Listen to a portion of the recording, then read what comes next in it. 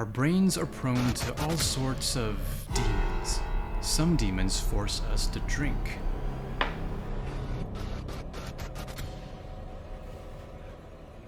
Other demons force us to eat.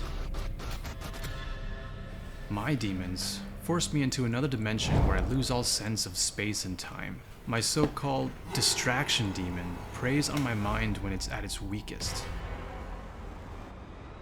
Usually when I forget to lock away my temptations. And just like that, an hour of my life that was supposed to be spent studying is lost forever. But enough is enough. I was determined not to let my distraction demon waste away my life. And so, together with my brother, we set off on a mission to rewire and reprogram our brains to become indistractable.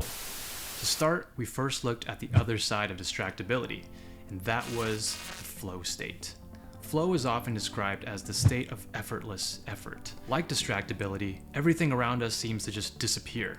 But the difference is that we are in control. Our senses are heightened. Every decision, every action seems to occur seamlessly, granting us deeper focus.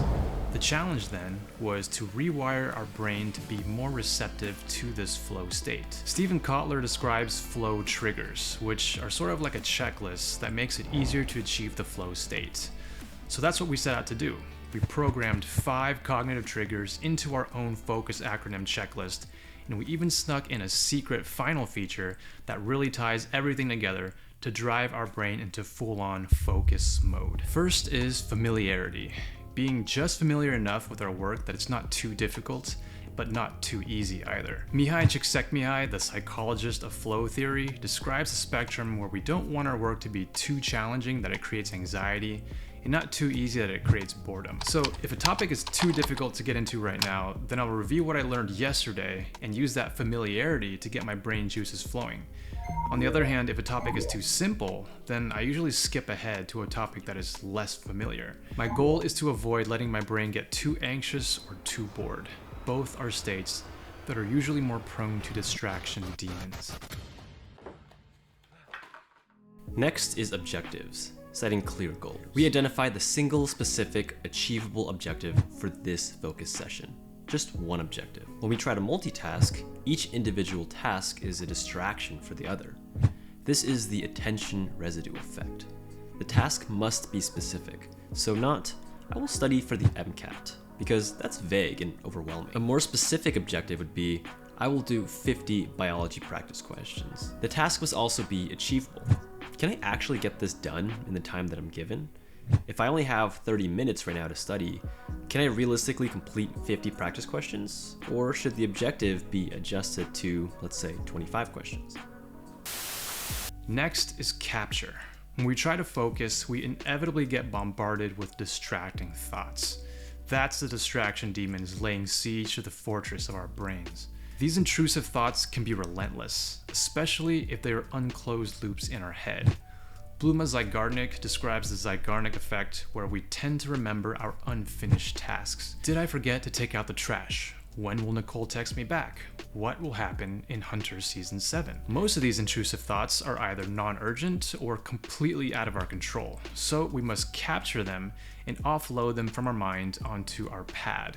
We must not give quarter to the oppressive distraction demon. Next up is urgency, or time pressure, impending doom. Our brains have the natural tendency to muster up extra focus when under pressure. Francesco Cirillo's Pomodoro technique captures the essence of the psychology because working with a timer can induce that needed time pressure. We can also use urgency to put our life into perspective and give meaning to our work. For example, in the long term, if you don't study, you won't become a doctor, and you'll become homeless, and you'll live on the street. In the small picture, if you can't even focus for one study session, how in the world do you expect to survive as a doctor, performing emergency surgery under intense pressure? If that doesn't work, then we can always fabricate our own makeshift urgency. Hey Misty, if I don't get my work done, you have permission to post all of my embarrassing childhood photos onto social media, okay? Executing Order 66. There is no going back. Next is surroundings. This means have everything in its rightful place before attempting to focus. The essentials that you need are right in front of you. Things like books, water, coffee, headphones. Don't break focus because you feel cold and forgot to grab your comfy study sweatshirt. But more importantly, things that you don't need should be out of sight. The famous Stanford marshmallow test measured the willpower of children as they tried to resist eating a delicious marshmallow placed right in front of them.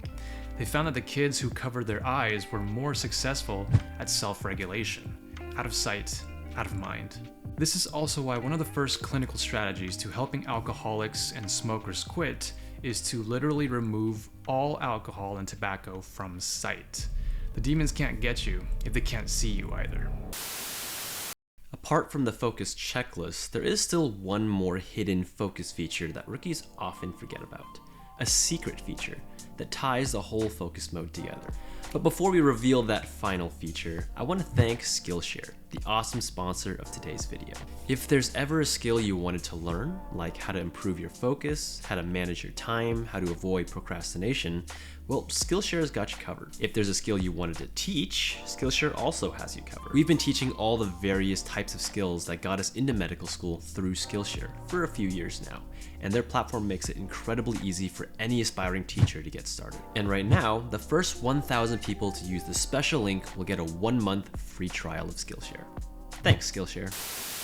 So back to the last super secret focus feature. And rookies often forget about this because we do it every time without even thinking. Activate focus mode. Focus mode をアクティブにする。 Focus mode sa kriya-kariya. Activate focus mode. We say those words in our head every time we plan to enter focus mode. Why? Because focus mode is a ritual. We are conditioning our brain to get in focus every time we say those words. Think about how a basketball player shoots free throws. They dribble the ball in a particular number of times, sometimes in a specific pattern, right before they shoot the free throw. Or a tennis player who bounces the ball a particular number of times before serving. Or a champion gladiator preparing for yet another fight. Every professional has some kind of ritual that they use to condition their mind and body for an important task. I embrace the ritual like a protection charm to keep the demons at bay. So Project Focus Mode has been a success. We've uploaded it to Misty's protocols and made it available to all rookies around the galaxy. So the next time you need to focus deeply, just run through the checklist before you begin. And once you activate that focus mode, commit yourself to achieving exactly what you said you would do. Hey Misty, activate focus mode. Activating focus mode.